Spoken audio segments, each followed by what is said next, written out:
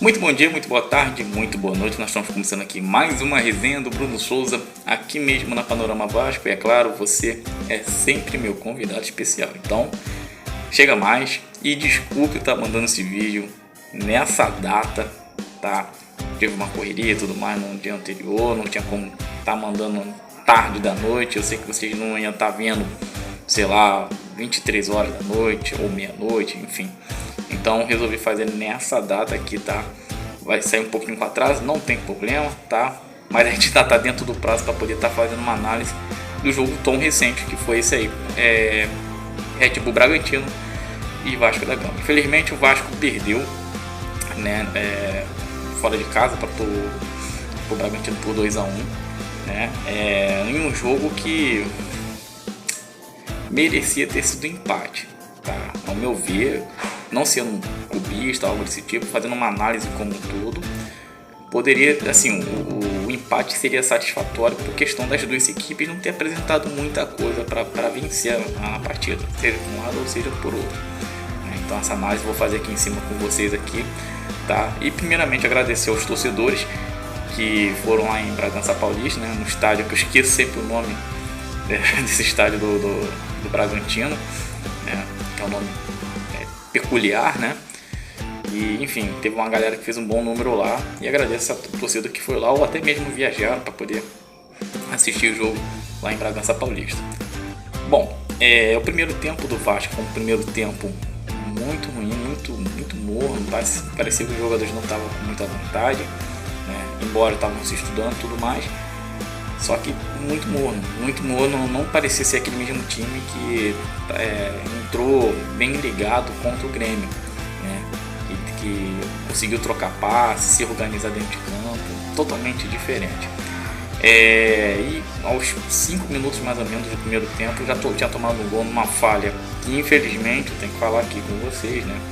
Léo Jardim, que é um bom goleiro, que já nos salvou em diversas vezes em várias situações perigosas, inclusive até que poderiam ter custado até um rebaixamento para o Vasco, né? Agora, sendo um goleiro de seleção aí e tudo mais, enfim, ele falhou muito feio, né? Deu um rebote numa bola boba, não foi nem um chute forte, né? Totalmente defensável, e ele acabou falhando de uma maneira tão bizonha que nem eu consegui entender. Até agora eu estou tentando entender e eu não consegui entender.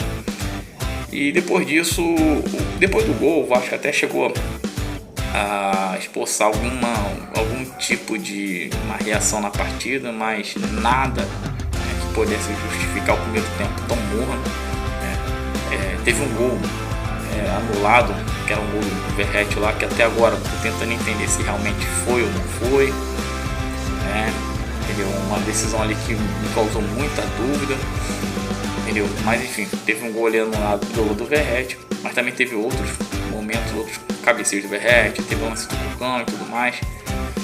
Esses até foram perigosos, mas enfim, não foram suficientes para você ter uma boa reação no primeiro tempo. No segundo tempo, o Vasco conseguiu, né, ser reativo ali na partida, botou muita intensidade. As mexidas do Ramon Dias foram boas, principalmente na entrada do Ryan, que incendiou a partida.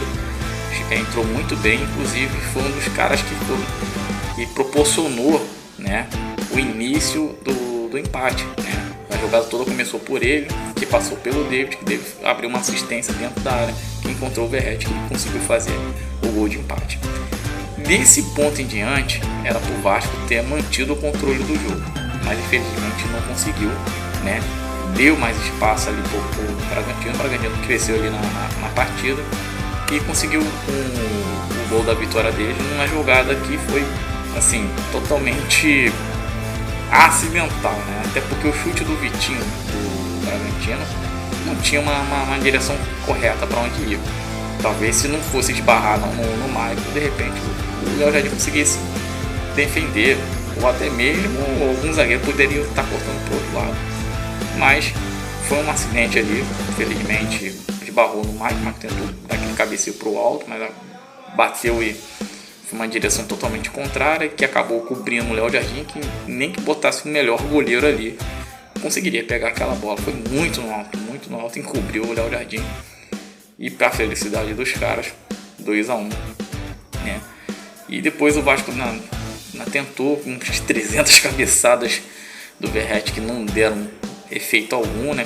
Perdido, uma bateu no pé da trave, enfim. E olha que ele foi até bem assim, na dividida em jogo aéreo, ele foi melhor do que os zagueiros do Bragantino, mas mesmo assim e não conseguiu, né? E a falta de algumas peças do Vasco também, isso mostra claramente o time tão limitado que foi contra o Bragantino, né? É um time que só tem uma jogada, que ao forçar os cruzamentos, não tem uma jogada de infiltração ali, uma jogada para você buscar um chute de fora da área, não tem, é totalmente só previsível em apenas uma jogada, que é 300 cruzamentos para a área para ver se o Verratti consegue fazer. Se a gente fica só forçando nisso, o adversário já vai conhecer nossa maneira de jogar e vai anular facilmente.